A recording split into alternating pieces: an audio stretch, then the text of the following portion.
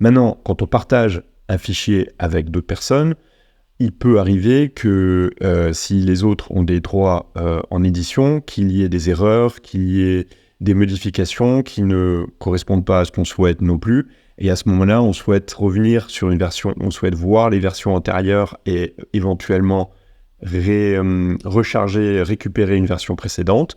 Il suffit ici de cliquer ici pour avoir une petite fenêtre où on voit la version actuelle, on voit une version plutôt d'aujourd'hui et on voit où on en était et donc on voit la version actuelle, on voit la version de tout à l'heure, on voit la version d'origine et on peut la restaurer. Donc c'est ce qu'on peut faire.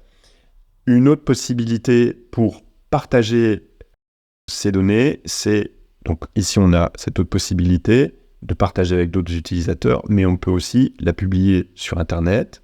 On peut aussi envoyer ce fichier par email. On peut aussi le télécharger et par exemple, on peut le télécharger au format d'Excel pour ensuite le partager avec d'autres personnes. Et la dernière possibilité, beaucoup plus classique, on peut aussi imprimer ce document. Il y a un raccourci pour y accéder, c'est de faire CTRL-P sur votre clavier.